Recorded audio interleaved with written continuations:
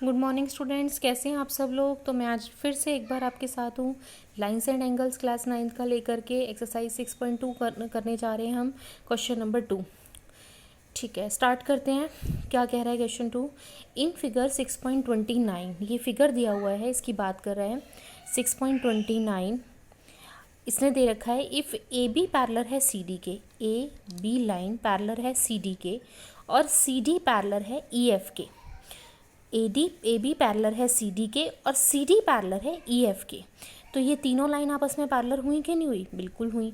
ठीक है, अब दूसरी बात क्या कह रहा है, वाई और जेड जो है वो 3:7 में है। मतलब एंगल वाई जितना है और एंगल जेड है, उन दोनों के बीच में जो रेशियो है वो 3:7 है। तो हमें वैल्यू फाइंड आउट करनी है कि एक्स की वैल्यू कितनी होगी।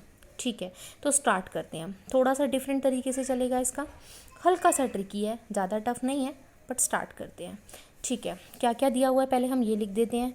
ए बी पैरेलल है सी डी के और सी डी पैरेलल है ई एफ के, ये दोनों बात दे रखी हैं। ठीक है, दूसरी बात दे रखी है कि वाई और जेड में जो रेशो है वो 3:7 है।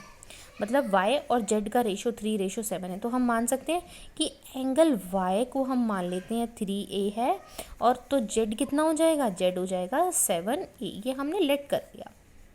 ठीक है, हमने माना कि y जो है वो 3A है और z जो है वो 7A है। ठीक है, अब हम देखते हैं कि DHI एंगल, मतलब ये वाला जो एंगल है ये y का वर्टिकल अपोजिट एंगल है कि नहीं?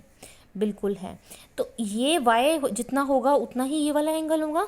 ये y के इक्वल होगा कि नहीं होगा? बिल्कुल होगा। अब हमारे पास y की मेज़रमेंट नहीं है, तो हमने ये लिख सकते हैं कि DHI जो होगा वो इक्वल होगा y के। किसके? एंगल y के, या y के इक्वल होगा। कैसे? वर्टिकली अपोजिट एंगल से। ठीक है, ये चीज़ हमने लिख दी। अब अगर हम बात करें, अब हमने क्यों निकाला, ये रीज़न है, बिना रीज़न के हम कुछ नहीं करते मैथ्स में। DHI हमने इसलिए निकाला क्योंकि हम Z की वैल्यू को फाइंड आउट कर सकें। ठीक है, तो DHI एंगल और HIF एंगल, मतलब ये वाला Z जो होगा, उन दोनों का सम कितना होगा? 180। कौन सी उससे रूल से? Interior angle of the transversal line of the same side. Transversal line के सेम साइड पे, या तो लेफ्ट में बने या राइट में बने, जो दोनों अंदर की तरफ एंगल बनते हैं। ट्रांसवर्सल लाइन अगर दो पैरेलल लाइंस को काट रही होती है और उन दो पैरेलल लाइंस के जो अंदर की तरफ एंगल बनते हैं उनका सम 180 होता है। दोबारा मैं अपनी बात को रिपीट कर रही हूँ। ट्रांसवर्सल लाइन की एक तरफ बनने वाले एंगल्स, इंटीरियर एंगल्स, उनका सम कितना होता है? सेम साइड में बनने वाले एंगल्स का 180 होता है। तो हम अब लिख सकते हैं कि angle DHI plus angle FIH होंगे 180। ठीक है, किससे? Interior angle of the same side of transversal line. जब कभी कोई ट्रांसवर्सल लाइन दो पैरेलल लाइंस को काटती है तो ट्रांसवर्सल लाइन की एक तरफ बनने वाले इंटीरियर एंगल का सम 180 होता है। ठीक है, तो इस थ्योरम से हम लिख सकते हैं ये वाला एंगल कितना हो गया था? y, ये हो गया था z। इसका मतलब y प्लस z कितना हो गया? 180।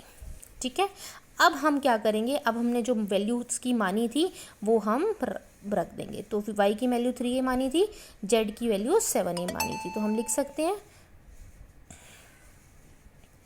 कि 3A प्लस 7A जो है वो कितना है? 180 है। बिल्कुल लिख सकते हैं। तो हमने लिख दिया 10A इक्वल टू 180। तो A कितना हो गया? 180 अपॉन 10 इक्वल टू 18 डिग्री। अब हमारे पास A की वैल्यू आ गई, तो हम y की वैल्यू भी निकाल सकते हैं और z की वैल्यू भी निकाल सकते हैं। तो सबसे पहले हमने y की वैल्यू निकाली, कितनी हो गई?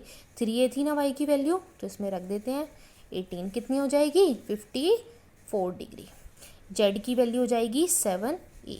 7 इंटू 18 कितनी हो जाएगी? 126 डिग्री। अच्छा, अब हमने ये तो निकाल ली, लेकिन हमसे पूछा क्या है? x की वैल्यू फाइंड आउट करनी है। तो x की वैल्यू भी सेम प्रोसेस से निकलेगी कि ट्रांसवर्सल लाइन की एक तरफ बनने वाले एंगल्स का सम कितना होगा? 180। तो हम दूसरी बात ये भी तो लिख सकते हैं कि x प्लस y जो होगा वो 180 होगा। तो x प्लस वाई अगर 180 होगा तो y की वैल्यू तो हमारे पास है, हम राइट डाउन कर देते हैं, 180 हो जाएगी। तो x की वैल्यू क्या हो गई, x की वैल्यू आ गई 180 माइनस के 54 इक्वल टू 126 डिग्री। यही हमारा आंसर है, ठीक है, 126 degree. Thank you for watching.